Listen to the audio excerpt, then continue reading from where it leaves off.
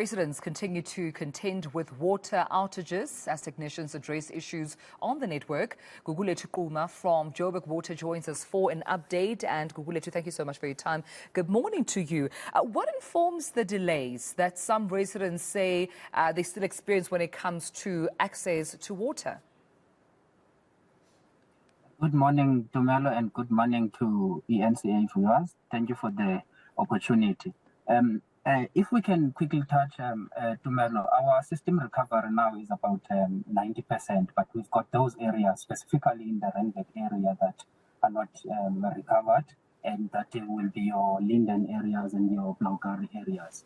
The systems in that area, or rather the reservoirs in that area, they're actually dependent on also rainwater reservoirs to be actually stable, which they are also recovering while we are also recovering Johannesburg water reservoirs.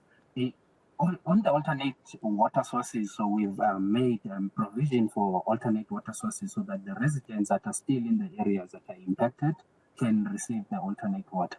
I must say, though, the situation, it is overwhelming, all the contingency plans that we have, because we also had the biggest shutdown in the city of Johannesburg to date. But we are recovering, we are doing well in terms of recovery, and we continue to provide alternate water sources to those customers that do not have water. And this is day number 4, and we did estimate that it will take 5 to 14 days for Johannesburg water reservoirs to recover and be stable. Thank you, ma'am.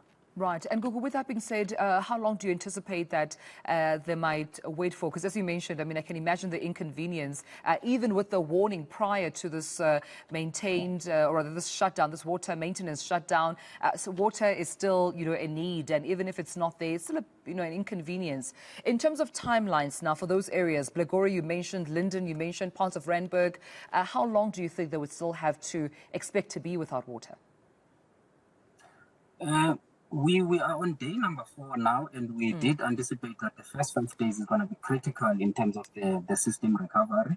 And we acknowledge that the 90% that we've already recovered, we appreciate that, because we were anticipating that it's going to take a little bit longer, but we do acknowledge that. And when it comes to those areas that still have no water, we do anticipate that the 5 to 14 days will be the one that will be working towards recovering those systems. And those systems are very difficult to recover, Tumelo, because they are also dependent directly on rainwater recovery. So while we're trying to recover them, they are also rainwater systems as well are fairly still low, because this was a major shutdown on their side as well. So they are affected because it's a knock-on effect from rainwater to Johannesburg water, and we need to continuously provide alternate water so that the customers are greatly inconvenienced, and the inconvenience is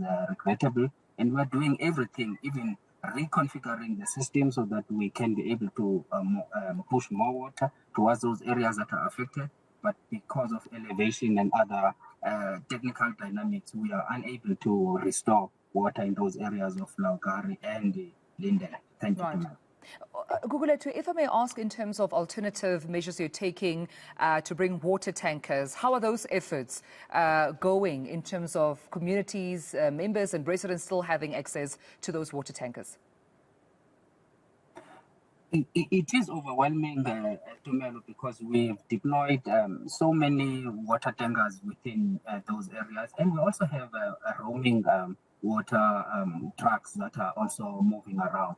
But because of the prolonged outage and the desperations and the inconvenience to the customers, to the ordinary citizens and the businesses, they all require this resource, which is, we do understand water is life, and we want to make provision of this water to all the residents that are still affected. But it is taking a toll on Johannesburg water resources, and it also taking toll on getting the water to those customers. But we are deploying all the water trucks. We have moved Tumelo, the water trucks, those mobile trucks from the areas that are 100% recovered. We've moved them to the areas of Rondebult and Randburg, where we're still experiencing impact of no water and low pressure. So that to augment the capacity that we have there, but it's still not enough because the water, it is a precious resource and we need to distribute as much as we can. And we really, really need to restore the water back to the depth so that we can remove the inconvenience to the businesses, to the customers and the ordinary citizens that are impacted by the shutdown. Thank you. And Gugu, regarding the water tankers, especially those that are deployed by Joburg Water, perhaps a word of caution and advice to residents in terms of being able to identify which tankers are deployed by Joburg Water. I mean, how would you advise residents to do this? Because we've often had water experts also telling us about possible water contamination from these tankers, especially if they are not deployed by Joburg Water or Rand Water. These may be tankers coming into communities, taking chances. We're not sure where they get this water from, if it's clean or not. But how would you then advise residents to know for sure that this tanker is from Joburg Water and they can be assured of, the safety in drinking this water?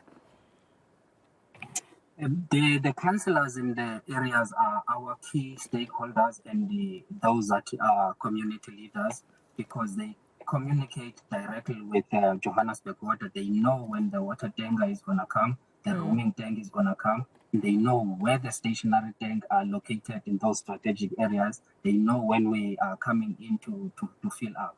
The issue of contamination, it is a risk, Tumelo, because when that water is moved from the roaming trucks, it is in the open and the contamination can occur in those areas. So we request that customers need to exercise caution there when they receive water out of those roaming trucks, and they need to keep those water sources that they have closed.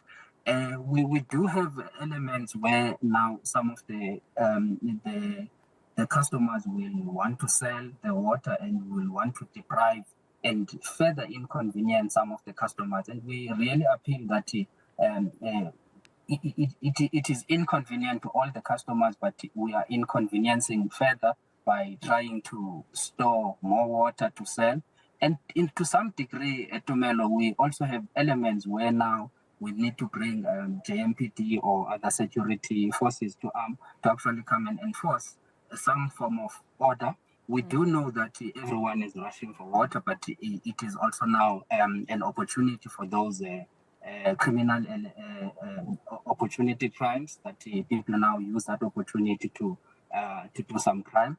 But we do regret, and we really doing the utmost best from the system perspective and the reservoir perspective to restore water from the depth side so that there's running water from the depth, because the risk of contamination is less there than how we are currently deploying water. And we really request customers to exercise caution there and not allow contaminants to enter their water sources that they're going to use. And where possible contamination, perhaps they can also boil the water before they consume. Thank you, Tumelo.